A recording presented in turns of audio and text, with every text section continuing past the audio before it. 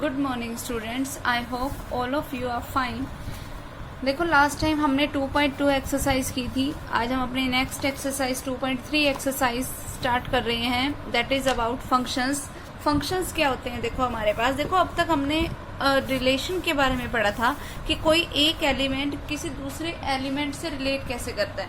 देखो वो जब एलिमेंट कोई दूसरे एलिमेंट से रिलेट कर रहा था तो वो यूजिंग ए फंक्शन रिलेट कर रहा था, उनमें कोई ना कोई फंक्शन अप्लाई हो रहा था। किसी हम जैसे y is equal to x plus 1, तो मतलब y कोई फंक्शन हो गया ना x का, ठीक है। तो वो किसी ना किसी तरीके से उस पर डिपेंड कर रहा था और तब हमारे पास वो रिलेशन डिफाइन हो पा रहा था। अब इसमें जो हमारे पास आएगा वो क्या होगा, वो देखो ध्यान से, बहुत इंपॉर्टेंट चीज है, ध्यान से समझने वाली। देखो इसमें क्या है हमारे पास कि सबसे पहले इसमें आएगा हमारे पास इमेज एंड प्री इमेज के बारे में। इमेज क्या होता है पहले तो हम वो देखते हैं। देखो इमेज क्या होता है कि x के हर एक एलिमेंट को जब आप उस फंक्शन में पुट करते हैं तो हमारे पास y की जो भी वैल्यूज आएंगी उसे हम बोलते हैं इमेज, ठीक है। कि x की इमेज क्या आ गई, y, ठीक है। और प्री इमेज क्या होती है? प्री इमेज का मतलब होता है पीछे जाना। प्री मीन्स पीछे जाना। अब इमेज में पीछे कैसे जा रहे हैं कि y की वैल्यू से जो हम x की वैल्यू निकालते हैं उसे हम क्या बोलते हैं, प्री इमेज। मतलब इमेज हमें क्या बताएगा, y की वैल्यूज, प्री इमेज हमें क्या बताएगा, x की वैल्यूज, ठीक है। फिर हमारे पास बारी आती है डोमेन एंड रेंज की, कि डोमेन एंड रेंज क्या होता है हमारे पास। देखो डोमेन क्या होता है कि जो हमारे पास x की वैल्यूज हो, ठीक है। ये हमारे को पता ही है कि लास्ट एक्सरसाइज में भी हमने किया था कि जो हमारे पास x की वैल्यूज होती हैं वो हमारे पास क्या होते हैं, सारे के सारे जो कोई ए सेट के जो एलिमेंट्स होते हैं वो हमारे पास डोमेन का काम करते हैं। और रेंज क्या होता है कि हमारे पास बी सेट के जितने भी एलिमेंट्स हैं जिसने ऑर्डर्ड पेयर बनाया x के एलिमेंट्स के साथ, वो हमारे पास किस में आ जाएगा, रेंज में आ जाएगा, ठीक है। और कोडोमेन का मतलब कि बी सेट के सारे एलिमेंट्स को हम क्या बोलते हैं, कोडोमेन। फिर आता है हमारे पास independent and dependent variable. Independent और डिपेंडेंट वेरिएबल क्या होते हैं? देखो नाम से ही पता चल रहा है, इंडिपेंडेंट जो किसी पे डिपेंड ना करे।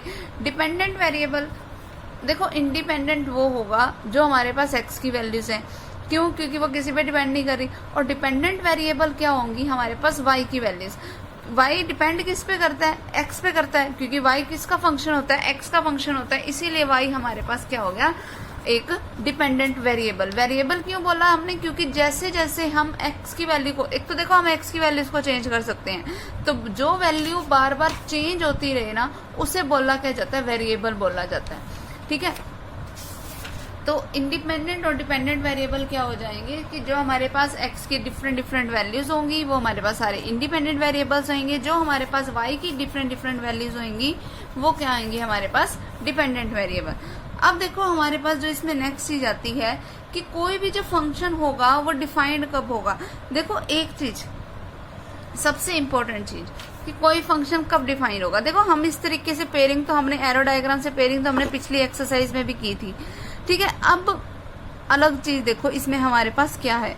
देखो P ने पेयरिंग कर रखी है A के साथ, Q ने पेयरिंग कर रखी है B के साथ, R ने D के साथ और S ने E के साथ। तो एक चीज देखो, ये जो P Q R S है ना, ये हमारे पास किसका काम करेंगे, प्री इमेजेस का, या फिर इंडिपेंडेंट वेरिएबल्स का, या फिर डोमेन का, जो मर्जी बोल दो। और ये जो हमारे पास A B D E है ना, सिर्फ A B D E की बात कर रही हूँ, मैंने C नहीं लिया बीच में। A B D E हमारे पास इमेजेस किसकी हैं, P Q R और S की, ठीक है। फिर उसके बाद ये जो A B D E है ये हमारे पास क्या है, डिपेंडेंट वेरिएबल। क्यों? क्योंकि ये हमें तब मिली है वैल्यूज जब हमने फंक्शन में इन वैल्यूज को पुट किया। और एक चीज और, ये जो A B D E है ये हमारे पास क्या है, रेंज है, ठीक है। क्योंकि हम जब इन वैल्यूज को किसी फंक्शन में पुट करते हैं तो हमेशा हमें क्या मिलती है, रेंज मिलती है, ठीक है। और जब हम A B C D E, जब हमने C को बीच में इंक्लूड कर लिया तब वो हमारे पास ये सारे के सारे एलिमेंट्स क्या बन जाएंगे, कोडोमेन बन जाएंगे, ठीक है। अब कोई भी फंक्शन जो है वो डिफाइन कब होता है? देखो कोई भी फंक्शन सिर्फ और सिर्फ तब डिफाइन होगा कि जब हमारे पास इस x वाले जितने भी हमारे पास एलिमेंट्स हैं, ठीक है, वो हमारे पास क्या हो, सभी की कोई ना कोई इमेज होनी चाहिए। कोई ऐसा एलिमेंट नहीं होना चाहिए कि जो यहाँ पर जिसकी कोई भी इमेज ना हो। हर एलिमेंट की खुद की कोई ना कोई, एक्स के हर एक एलिमेंट की इमेज होना जरूरी है। यहाँ पर कुछ खाली हो डज नॉट मैटर, ऐसा हो जैसे अब यहाँ पे सी ने पेयरिंग नहीं कर रखी, वो कोई दिक्कत नहीं है, लेकिन यहाँ एक्स वाले जितने भी एलिमेंट्स हैं सबकी पेयरिंग जरूरी है।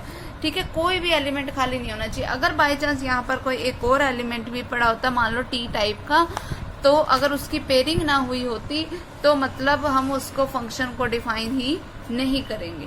ओके, फिर उसके बाद हमारे पास ये जो सेकंड एरो डायग्राम है उसको समझो ध्यान से। देखो अब देखो यहाँ पर P ने D के साथ भी पेयरिंग कर रखी है, S ने भी D के साथ पेयरिंग कर रखी है। ये पॉसिबिलिटी है कि दो एलिमेंट्स की एक ही इमेज आ जाए। ठीक है, लेकिन हर एक एलिमेंट की अपनी एक इमेज होनी चाहिए। ठीक है, ऐसा नहीं, देखो दो एलिमेंट्स की एक ही इमेज आ सकती है, लेकिन ऐसा नहीं होना चाहिए कि एक एलिमेंट की दो इमेजेस आए।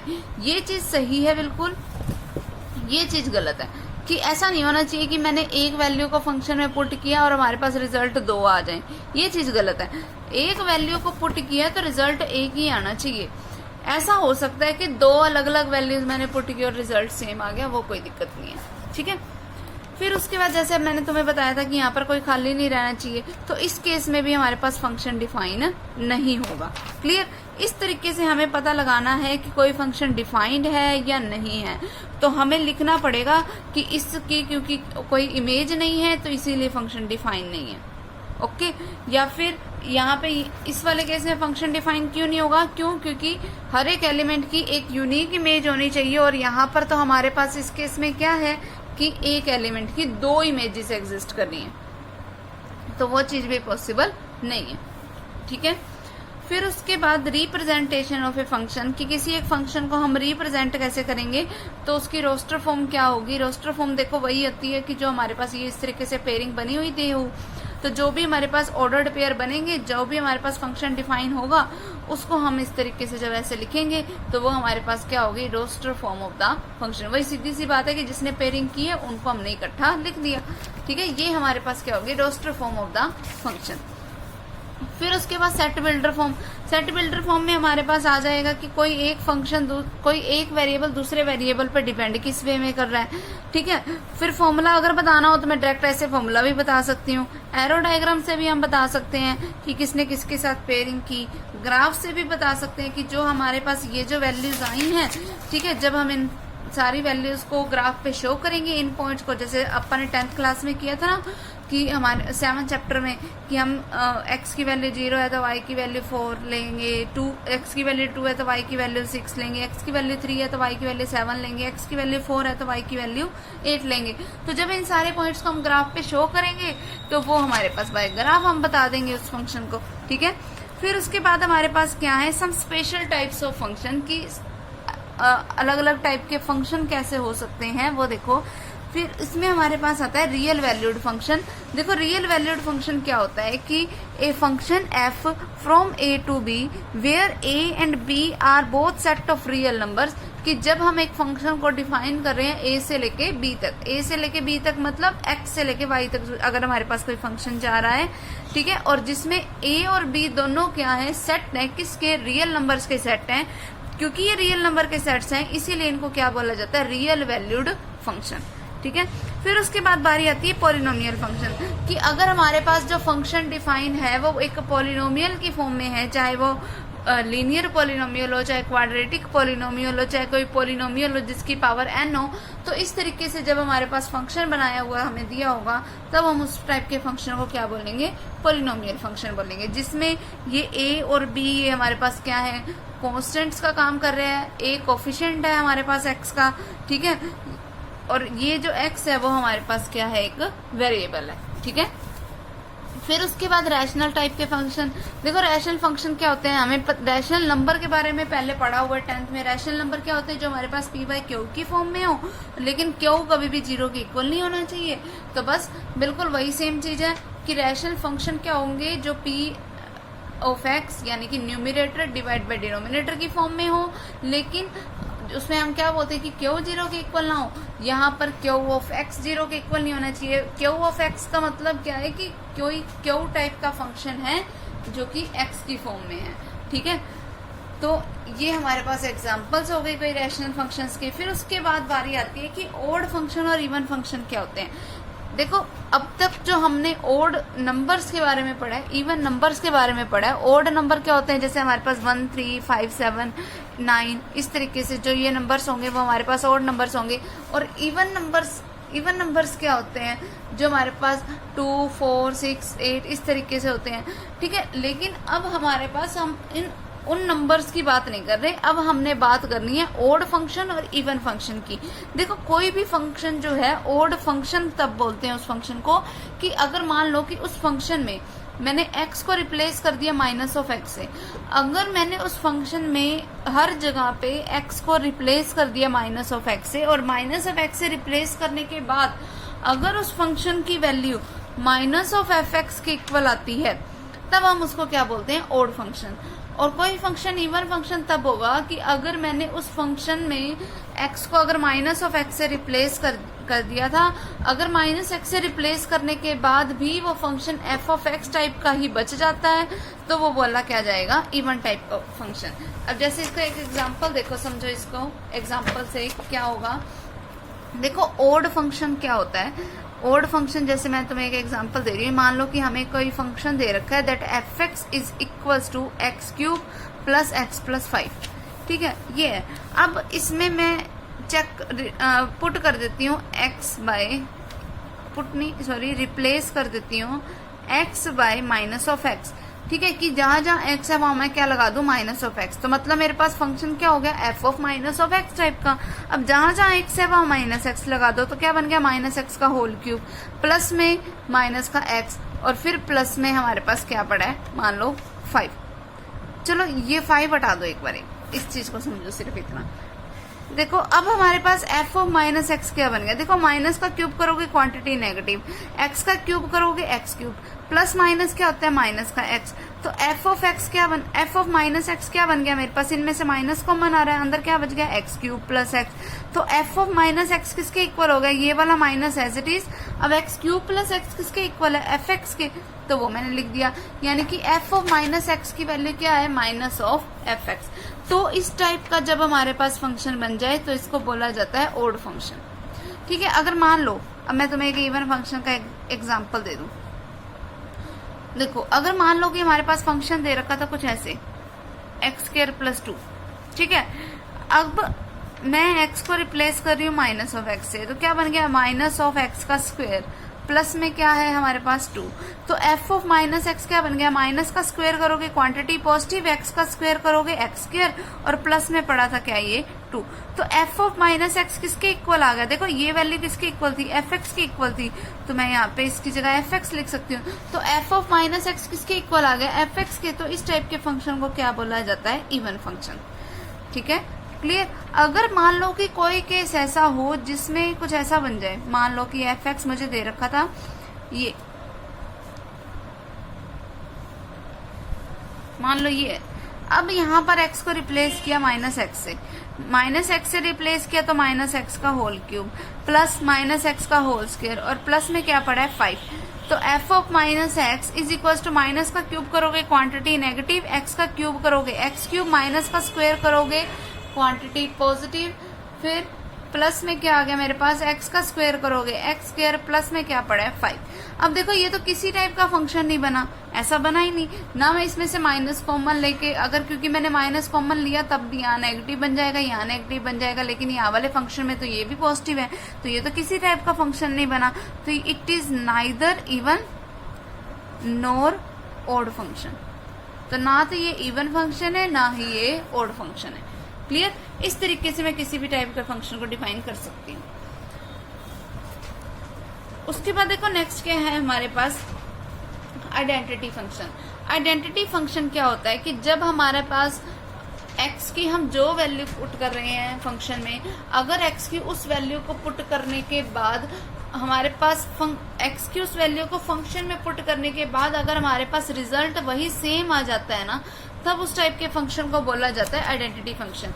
और इसका बेस्ट एग्जांपल क्या है कि इसका सबसे बड़ा एग्जांपल है ये कि अगर मुझे कोई एफ ऑफ एक्स जो है वो कुछ ऐसे दे रखे है कि अगर मुझे एफ ऑफ एक्स एक्स के इक्वल दे रखे है, अगर एफ ऑफ एक्स एक्स के इक्वल है, अब मैं मान लो कि एक्स की जगह पे वैल्यू पुट की 1, एफ ऑफ एक्स को आप कुछ वाई लिख सकते हैं, अगर मैंने एक्स की जगह पे कुछ 1 पुट किया तो इसका मतलब वाई किसके इक्वल आ गया, 1 के इक्वल आ गया। तो जो मैंने पुट किया रिजल्ट वही आ गया ना, तो ये कैसा फंक्शन हो गया, आइडेंटिटी फंक्शन हो गया। ठीक है, क्लियर,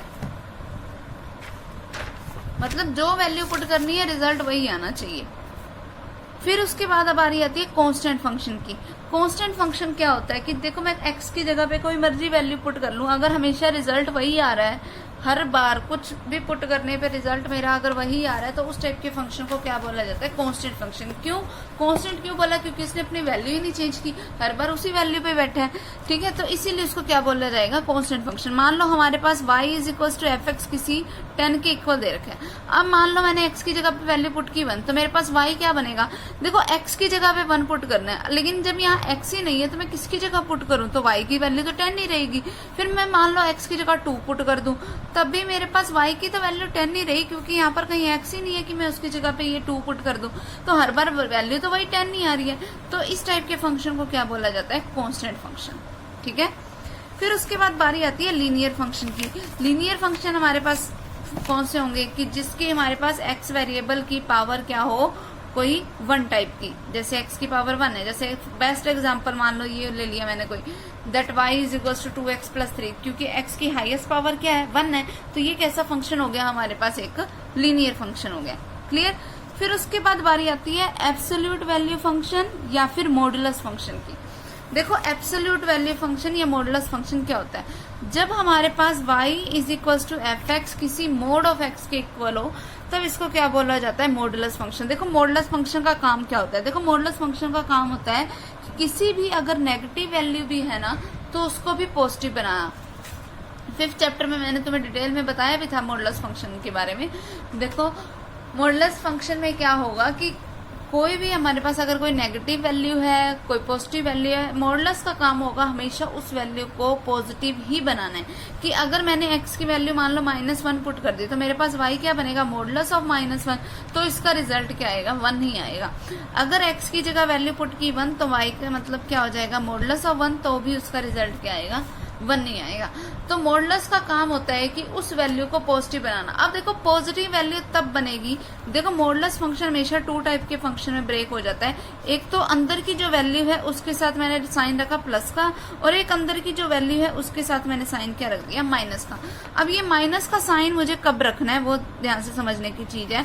देखो माइनस का साइन मुझे अंदर इसमें इसके फंक्शन के साथ तब रखना है कि जब हम वैल्यू x की जो है पुट करने के बाद फंक्शन में, अगर x की वैल्यू पुट करने के बाद हमारे पास अंदर जो भी प्लस माइनस वगैरह कर करके सब जगह जब हमारे पास क्या बन जाए कि अंदर नेगेटिव रिजल्ट बन रहा हो, तो अब अगर अंदर नेगेटिव रिजल्ट बन रहा है तो हमें तो मॉडुलस की वजह से क्वांटिटी को पॉजिटिव बनाना है। तो कोई भी क्वांटिटी को किसी भी नेगेटिव क्वांटिटी को पॉजिटिव सिर्फ तुम तब बना सकते हो ना जब उसकी एक और माइनस से मल्टीप्लाई करोगे।